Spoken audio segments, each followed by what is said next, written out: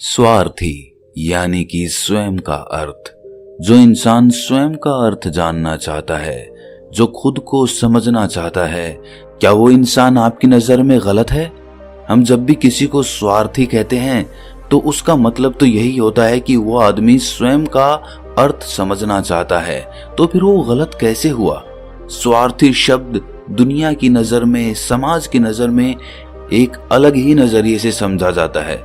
अक्सर हम अपने आसपास ऐसे बहुत से लोगों को देखते हैं जो स्वभाव से बहुत अच्छे प्रतीत होते हैं, यानी कि सब लोगों की मदद करते हैं, सबसे अच्छा व्यवहार रखते हैं। लेकिन इसके साथ हमने ये भी देखा होगा कि ऐसे लोग जो स्वभाव के अच्छे होते हैं, दूसरों की मदद करते हैं, वो दुखी भी ज्यादा रहते हैं। और जो लोग स्वार्थी होते हैं वो फलते फूलते चले जाते हैं। तो ऐसे में परमात्मा की सत्ता पर उंगली उठना निश्चित है। लेकिन अगर ये सत्य है तो हमें कौन सा मार्ग अपनाना चाहिए? क्या हम भी दूसरों के जैसे बन जाएं? पता नहीं आप में से कितने लोग ये मानते हैं कि अच्छे लोग जीवन में बहुत दुखी रहते हैं, लेकिन इसके पीछे का सत्य क्या है? अगर हम इसके पीछे का सत्य नहीं जानेंगे, नहीं पहचानेंगे, तो कहीं ना कहीं हमारा अवचेतन मन भी बुराई की तरफ झुक जाएगा। इसीलिए अपने मन में ऐसे विचार पनपने से पहले इस बात की पूरी सच्चाई, पूरा निष्कर्ष निकाल लें, ताकि भविष्य में आपको अपने अच्छे होने पे पश्चाताप ना हो, दुख ना हो। आज की जो बोध कहानी मैं आपको सुनाने वाला हूँ, उसमें आपको 5 ऐसे तरीके पता चलेंगे जिसके माध्यम से अगर आप कर्म करते हैं तो आप अच्छे कर्म भी कर पाएंगे और दुखी भी नहीं होंगे। इससे पहले कि आप इस कहानी में खो जाएं, इस चैनल को सब्सक्राइब जरूर कर लें। तो चलिए कहानी शुरू करते हैं। एक गांव में आनंद नाम का एक युवक रहता था। उसका भरा पूरा परिवार था। उसके 2 बच्चे थे, उसकी पत्नी थी, लेकिन उसके माता पिता इस दुनिया से चल बसे थे। इसीलिए पूरे परिवार की जिम्मेदारी उसी के कंधों पर थी। बच्चे अपनी पढ़ाई करते थे और उसकी पत्नी अपने घर गृहस्थी के कामों के साथ गाय, भैंस, बकरी इत्यादि का दूध बेच बेच कर अपना घर चलाते थे। और आनंद पहाड़ में पत्थर तोड़ने का काम करता था। बहुत ही मेहनत भरा काम था।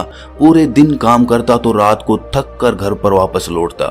लेकिन इतनी मेहनत करने के बाद भी अगर आनंद को गांव का कोई भी आदमी मदद के लिए बुलाता तो आनंद कभी भी मना नहीं करता था। उसके जीवन का एक ही सिद्धांत था कि अगर मैं दूसरों की मदद करूंगा तो परमात्मा मेरा साथ देंगे, परमात्मा मेरे साथ कुछ बुरा नहीं होने देंगे। आनंद अपने इस सिद्धांत का पालन बहुत ही कड़ाई के साथ करता था। वो इस सिद्धांत पर इतना विश्वास करता था कि अगर कोई बाहर का आदमी उससे मदद मांग ले तो वो अपने घर का काम भी अधूरा छोड़कर उस आदमी की मदद करने के लिए पहुंच जाता था। जिस वजह से उसकी पत्नी बहुत परेशान रहती थी। वो अक्सर आनंद को समझाने की कोशिश करती थी कि सबसे पहले अपना काम करो, अपने परिवार को देखो। 2 बच्चे हैं हमारे और फिर भी तुम दूसरों के काम करने में लगे रहते हो। अरे अपने घर को तो संभाल लो, अपना घर संभल नहीं रहा, दूसरों की मदद करने चले हैं। और जब ऐसी ऐसी बातें आनंद के कानों में पड़ती तो उसके हृदय में कांटा सा चुभने लगता था और उन दोनों में लड़ाई झगड़ा शुरू हो जाता था। अक्सर उनके लड़ाई झगड़े का यही सबसे बड़ा कारण होता था। लेकिन ना तो आनंद अपने आप को बदल पाया और ना ही उसकी पत्नी ने उसको समझाना कभी बंद किया। इसी वजह से आए दिन उनके घर में कलेश होता रहता था। जहां तक उस गांव वालों की बात थी तो वो आनंद के स्वभाव को जानते थे और वो जानबूझकर जो काम आसान भी होता था, जो उनके सामर्थ्य में भी होता था, उस काम के लिए भी वो आनंद को बुलाते थे ताकि उन्हें कम मेहनत करनी पड़े। कहने का अर्थ ये है कि गांव वाले आनंद की इस भलमनसाहत का फायदा उठाते थे, लाभ उठाते थे और सब पीछे से उसका मजाक उड़ाते थे, उसे बेवकूफ कहते थे। ऐसे ही समय बीतता रहा और एक दिन आनंद की पत्नी बहुत ज्यादा बीमार पड़ गई। आनंद से जो कुछ भी सेवा हो सकती थी उसने वो सब अपनी पत्नी के लिए किया। उसने गांव के वैद्य को बुलाकर अपनी पत्नी की जांच करवाई, लेकिन ये रोग उस वैद्य की पकड़ के बाहर था। इसीलिए उस वैद्य ने कहा कि तुम अपनी पत्नी को नगर में जाकर किसी बड़े वैद्य को दिखाओ तो तुम्हारी पत्नी की जान बच सकती है। जल्द से जल्द नगर पहुंचने की व्यवस्था करो, नहीं तो तुम्हारी पत्नी के प्राण संकट में हो जाएंगे। ये सुनकर आनंद के पैरों तले जमीन फिसल गई। उसने ये नहीं सोचा था कि उसकी पत्नी के प्राण संकट में हैं। वो सोच रहा था कि कोई साधारण सा रोग होगा जिसका इलाज हो जाएगा। लेकिन जब उसने वैद्य की ये बात सुनी तो वो घबरा गया। अब पत्नी को नगर तक कैसे लेकर जाए, क्योंकि उसके पास इतना धन नहीं था कि वो अपनी पत्नी के लिए एक घोड़ा गाड़ी करके उसमें अपनी पत्नी को लिटाकर नगर में ले जा सके। उसकी पत्नी की हालत बिल्कुल चलने की भी नहीं थी, इसीलिए उसे नगर पहुंचाने के लिए किसी घोड़ा गाड़ी की जरूरत थी। संयोग से उसके पड़ोसी धन्नू के पास एक घोड़ा गाड़ी थी। वो अक्सर व्यापार के लिए अपनी घोड़ा गाड़ी नगर में लेकर जाया करता था। इसीलिए आनंद के मन में विचार आया कि मैं धन्नू की घोड़ा गाड़ी ले सकता हूँ। मैं धन्नू की इतनी मदद करता हूँ, कभी उसके काम को नहीं टालता, तो वो तो मेरे काम को कभी मना ही नहीं कर सकता। और यही सोचकर वो घोड़ा गाड़ी लेने के लिए धन्नू के पास पहुंच जाता है। लेकिन धन्नू बहुत ही चालाक इंसान था। वो बिना किराए के अपनी घोड़ा गाड़ी अपने सगे संबंधियों के लिए भी नहीं ले जाता था। तो आनंद की तो दूर की बात रही। जब आनंद ने उससे घोड़ा गाड़ी के बारे में पूछा तो उसने ये कहकर उसका ये काम टाल दिया कि मेरे घोड़े बहुत ज्यादा बीमार हैं, वो शायद बच भी मुश्किल से पाएंगे। 5 दिनों से वो कुछ नहीं खा रहे, तो ऐसे में बेचारा घोड़ा गाड़ी लेकर कहाँ नगर तक पहुंच पाएगा। हाँ, अगर तुम कुछ धन की व्यवस्था कर सकते हो तो मैं अपने एक मित्र की घोड़ा गाड़ी तुम्हारे लिए मंगवा सकता हूँ। ये सुनकर आनंद परेशान और चिंतित हो गया, क्योंकि उसके पास धन तो था ही नहीं। इसका मतलब उसकी पत्नी बड़े नगर में वैद्य के पास इलाज के लिए पहुंच ही नहीं पाएगी। उलझन भरे हुए विचार लिए हुए जब आनंद वापस आ रहा था तो उसने एक दिल को झंझोड़ देने वाला दृश्य देखा। उसने देखा कि धन्नू के घोड़े, जो धन्नू के अनुसार बीमार थे और कुछ खा भी नहीं रहे थे, वही घोड़े गांव का ही एक युवक उसकी बाड़ से खोलकर बाहर ला रहा था और गाड़ी में उसको जोत रहा था। ये देखकर पहले तो आनंद को कुछ समझ में नहीं आया। उसके बाद जब आनंद ने उस युवक से पूछा तो उसने बताया कि धन्नू ने ये घोड़ा गाड़ी उसे किराए पर दी है। ये सुनकर आनंद का दिल टूट गया। उसने कभी सपने में भी नहीं सोचा था कि उसका सबसे अच्छा मित्र धन्नू उसके साथ ऐसा कर सकता है। हालांकि ये इस बात पर दुखी होने का वक्त नहीं था, इसीलिए आनंद वहां से जल्दी से लौट जाता है और गांव के ही एक सेठ के पास जाकर कुछ धन उधार लेकर धन्नू को दे देता है। धन्नू अपने मित्र की घोड़ा गाड़ी मंगवा देता है, जिसके बाद वो अपनी पत्नी को वैद्य के पास नगर में ले जाता है। जब उसकी पत्नी का इलाज चल रहा था तो आनंद यही सोच रहा था कि एक वो दिन था जब धन्नू की बेटी बीमार हो गई थी और धन्नू यहाँ पर नहीं था, तो मैं पूरी रात वैद्य जी के पास उसके लिए बैठा रहा था, उसकी देख रेख की थी, उसकी सेवा की थी। इतने दिनों तक धन्नू नहीं आया था, तब मैं ही उसके परिवार की देख रेख किया करता था। हाय, कैसा दुर्भाग्य है ये। जिसके लिए मैंने इतना कुछ किया, उसने एक घोड़ा गाड़ी देने से मुझे मना कर दिया, और वो भी तब जब मेरी पत्नी जिंदगी और मौत के साथ खेल रही थी। कुछ देर बाद वैद्य बाहर आकर आनंद को एक बहुत बुरी खबर देता है। वो आनंद को बताता है कि उसकी पत्नी को कर्क रोग हो चुका है और इसका कोई भी इलाज नहीं है। उसके पास कुछ समय ही शेष बचा है। ये सुनकर आनंद दुखी होकर वहीं जमीन पर बैठ गया। उसकी पूरी दुनिया उजड़ने वाली थी और उसे कोई रास्ता नजर नहीं आ रहा था। कुछ समय बाद उसकी पत्नी चल बसी और अब दोनों बच्चों की जिम्मेदारी उसके कंधों पर आ गई थी। लेकिन यहाँ पर आनंद के सारे सिद्धांत टूट चुके थे, उसके सारे भ्रम खत्म हो चुके थे। अब उसके दिमाग में एक ही बात थी कि अच्छा कर्म करने से परमात्मा साथ नहीं देता, बल्कि बुरे लोग फलते फूलते हैं, और इस बात का मैं सबसे बड़ा गवाह हूँ। ये विचार अक्सर उसके दिमाग में चलते रहते थे और इसी वजह से उसका मन धीरे धीरे संन्यास्त हो गया, देश दुनिया से दूर हट गया। और एक दिन ऐसा भी आया जब वो अपने बच्चों को अपने रिश्तेदारों के पास छोड़कर इस देश दुनिया को त्याग कर एक सन्यासी बनने के लिए घर से निकल पड़ा। उसने गांव में किसी को कुछ नहीं बताया। किसी को नहीं पता था कि आनंद अचानक कहाँ गायब हो गया। सन्यास की दीक्षा लेने के लिए वो एक बौद्ध भिक्षु के पास पहुंचता है। बौद्ध भिक्षु उस समय ध्यान में बैठे हुए थे। ध्यान से बाहर आने के बाद वो बड़े ध्यान से आनंद के चेहरे को देखते हैं और उससे सन्यासी बनने का कारण पूछते हैं। इस पर आनंद उन्हें अपनी पूरी आप बीती सुना देता है और कहता है कि हे बंदे, इस दुनिया से मुझे कुछ भी हासिल नहीं हुआ। मेरा मन इस दुनिया से विरक्त हो चुका है। जब अपने दोस्तों ने ही मेरा साथ नहीं दिया तो इस दुनिया में रहने का क्या मतलब, और इसी वजह से मैं सन्यासी बनना चाहता हूँ। ये सुनने के बाद बौद्ध भिक्षु ने उपदेश देना शुरू किया। उन्होंने कहा कि याद रखना बंते, जीवन से विरक्त होकर सन्यासी बनना तुम्हें परम सुख तक कभी नहीं पहुंचा सकता, परमानंद तक कभी नहीं पहुंचा सकता।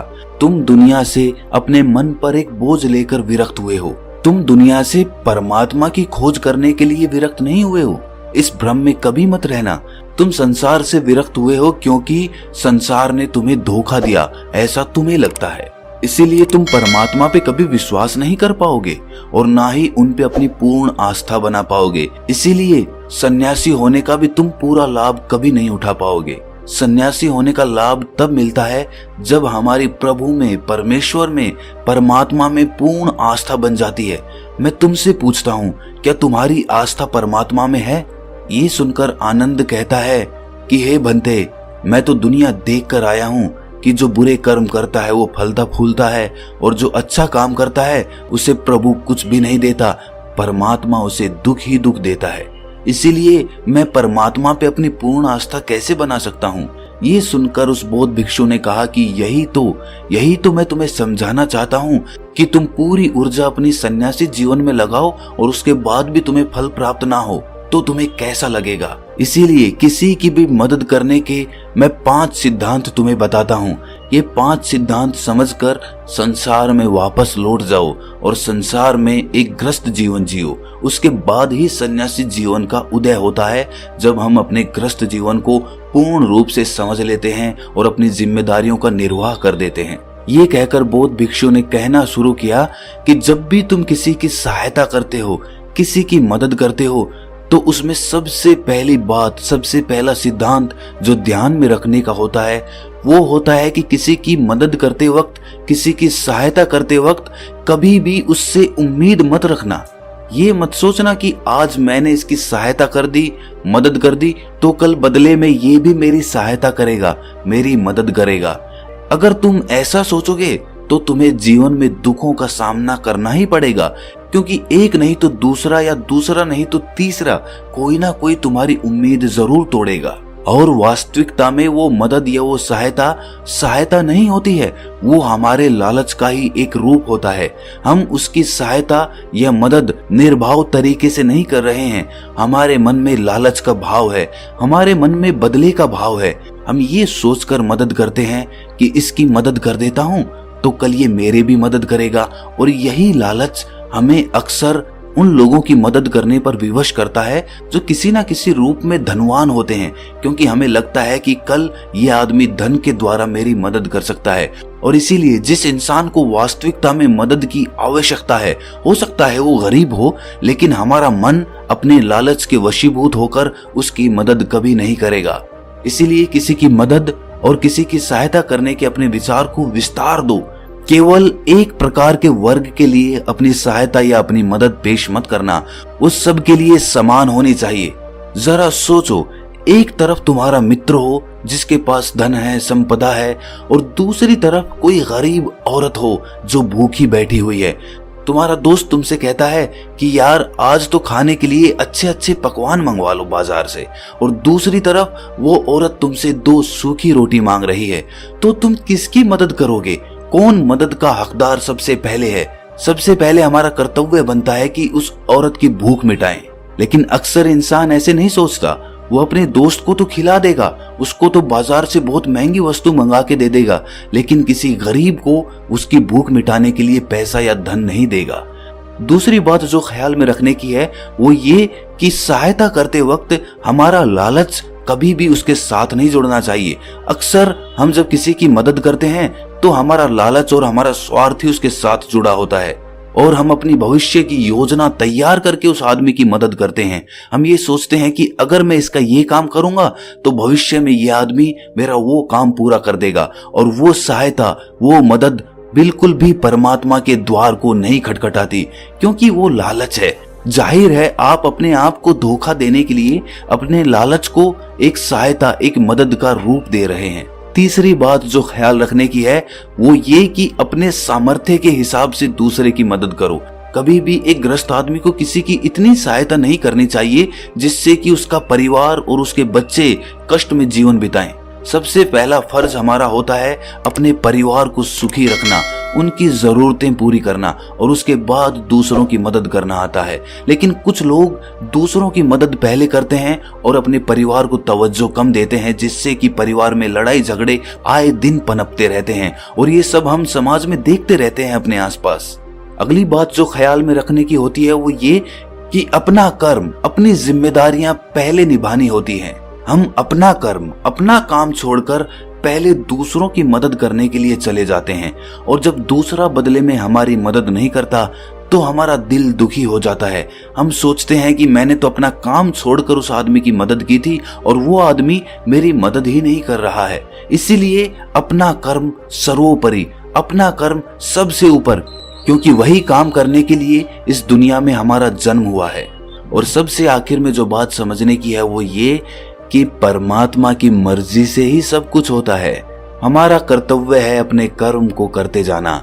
करनी धरनी तो ऊपर वाले के हाथ में है, इसीलिए जो कुछ भी होता है सब ऊपर वाले पे छोड़ दो। अगर तुम्हें कोई धोखा भी देता है तो ये समझ के चलो कि वो सब ऊपर वाले की करनी होती है। आप ये मान के चलो कि मैं करता नहीं हूं, मैं तो एक माध्यम हूं, करवाने वाला तो वो है, उसके सामने किसकी मर्जी चली। जब ये आस्था, ये विश्वास हमारे मन में पनपने लगता है तो हमारी सारी शिकायतें दूर हो जाती हैं, क्योंकि इस दुनिया में जो भी होता है अच्छे के लिए होता है, जो भी हो रहा है अच्छे के लिए हो रहा है और जो भी होगा अच्छा ही होगा। चाहे हमारी बुद्धि आज वर्तमान में इस सिद्धांत को ना समझ पाए, लेकिन जीवन में कभी ना कभी किसी ना किसी मोड़ पर आपको जरूर ये एहसास होगा कि जो हुआ था वो अच्छे के लिए ही हुआ था। इसीलिए सारी शिकायतें दूर कर दो और बस अपना कर्म करते जाओ, अपने ग्रस्त जीवन को पूर्ण रूप से जी लो और उसके बाद ही सन्यासी जीवन की नींव होती है। इसके बाद बौद्ध भिक्षु ने आनंद को कहा कि वापस अपने गांव लौट जाओ, अपनी बेटियों को वापस लेकर आओ, उन्हें पालो पोसो, अपने बच्चों को वापस लेकर आओ, दूसरी शादी कर लो, लेकिन बच्चों का पालन पोषण अच्छे तरीके से करो। ये सुनकर आनंद अपने बच्चों के साथ अपने गांव में वापस लौट आता है। गांव में किसी को खबर नहीं थी कि आनंद कहां पर गया हुआ था और वो क्या ज्ञान लेकर वापस लौटा है। लेकिन अगले दिन सुबह सुबह गांव वालों ने आनंद के चेहरे पर एक अलग ही आनंद, एक अलग ही आभा पाई। तो दोस्तों, कैसी लगी आपको ये कहानी कमेंट सेक्शन में जरूर बताना और अच्छी लगी तो इस चैनल को सब्सक्राइब जरूर कर लेना। तो मिलते हैं अगली कहानी में, तब तक के लिए अपना ख्याल रखें।